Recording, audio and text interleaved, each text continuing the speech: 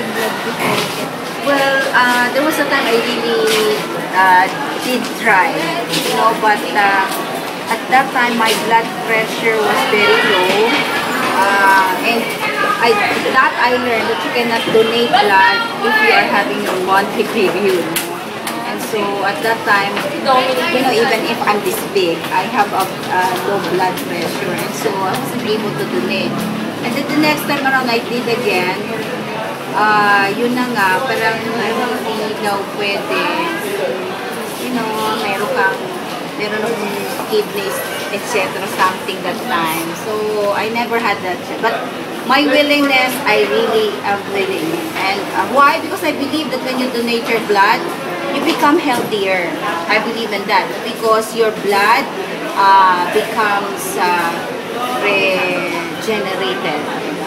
So, that's why I encourage, even my children, they do donate blood. Lahat ng anak ko nagdo-donate ng blood yan. Even my girl, she donates blood.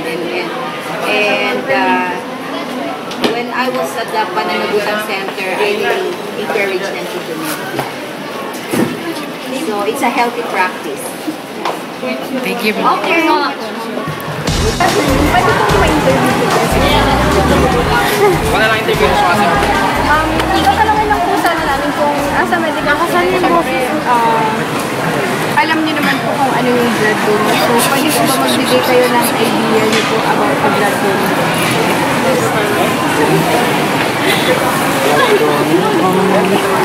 Sila yung volunteer na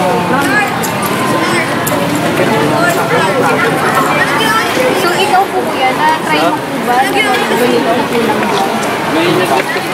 Pero, kung tatanungin po namin kayo, willing po ba kayo na mag-donate? yeah. Bakit po? Bakit po kayo willing po mag-donate?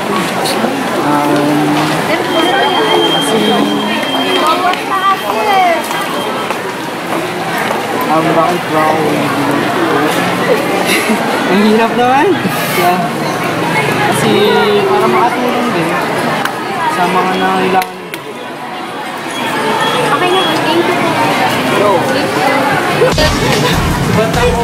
Sige na, nag-donate ka naman eh. Oo, nag-donate ka na. Donate. Ano ba yung tanong mo niya? Ano po yung idea niyo about a blood donor? Blood donor, yun yung coin. Parang mag-donate ka ng blood para sa mga nangangailangan. So, kayo po ba na-try niyo na po mag-donate? Oo, na-try ko rin. Bakit po kayo nag-donate? Parang tulong na din sa mga nangangailangan. So, willing po kayo na if ever po may next time is mag-donate po? Okay. Thank you po. Hi, Father! Good night. What about? About blood donation po. Oh, what about? Na-try niyo na po mag-donate po? Oo, noon.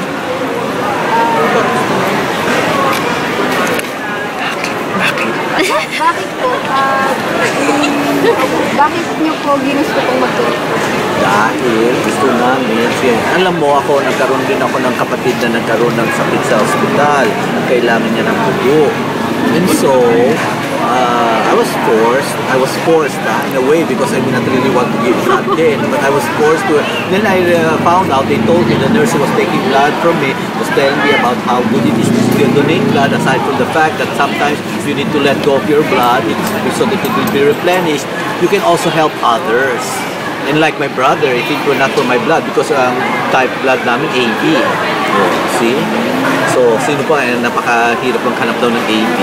So, it's very good to donate blood, whatever blood type you have, because you're helping others, especially those who need it most, those who get into accidents and bear the sickness and all that stuff. Amen? Amen! Oh, what else? God bless you.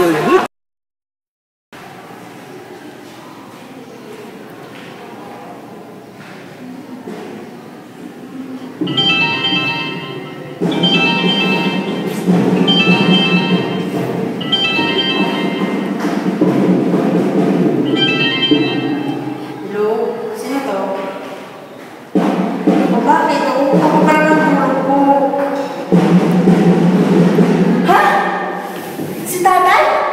Nadisgrasya? Bakit? Ano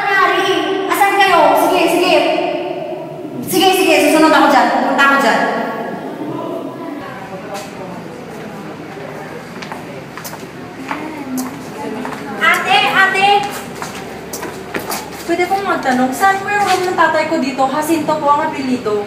Ayun ba yung naghahanap ng dugo kanina? Sa blood bank na sila kanina. Nako naman. Saan po? Saan po yung room Ay baka magtanong ka na lang doon sa info, sir. Sige po.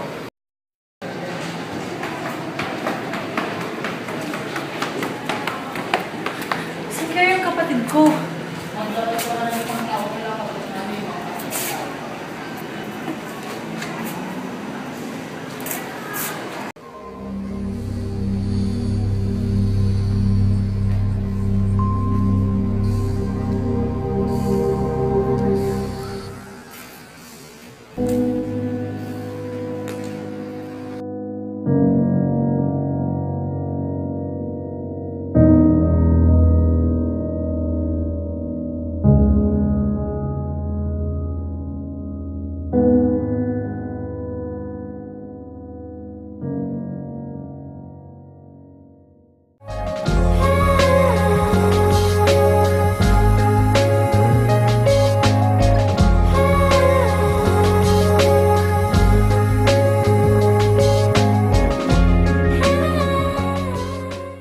I'm feeling healthy and free from asthma and allergy.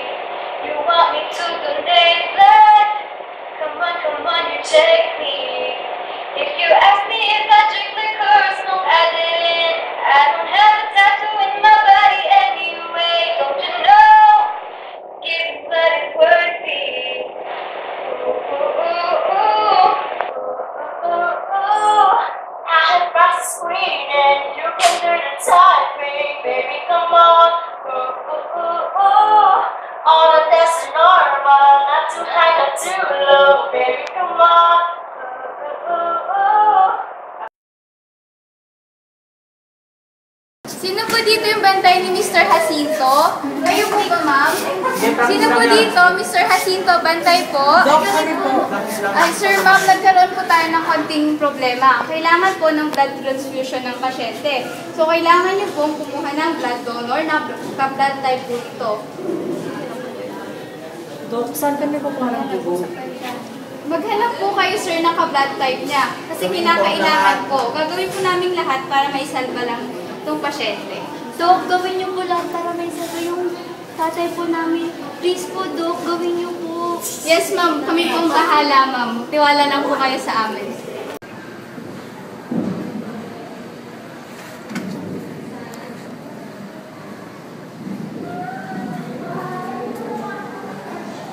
Ano ba yan? Saan ako magkahanap kayo ng dugo? Ang hirap-hirap pa man din hanapin yung AB na kailangan ng tatay ko. Asan na ba kasi yung kapatid ko? Bakit wala pa siya dito? Ang hirap naman oh.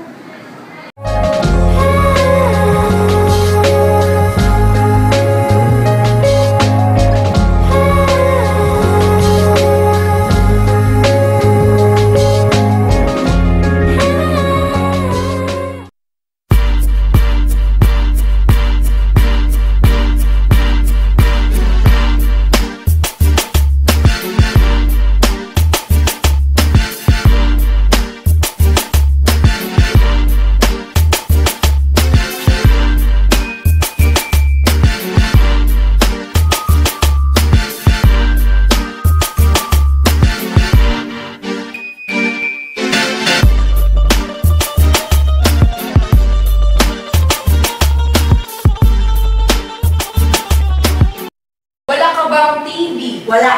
Wala ka bang HEPA o HIV? Wala. Wala ka bang asthma o allergy? Wala. Wala ka bang tulo o syphilis? Wala. Ang meron lang, health body.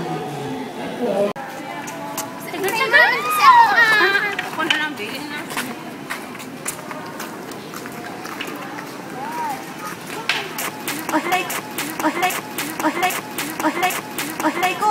Ay, ate, Ano ba sorry yan? po. Sorry po. Nagmamadali po kasi ako. Anong problema mo? Eh, yung tatay ko po kasi na disgrasya, kailangan po niya ng dugo.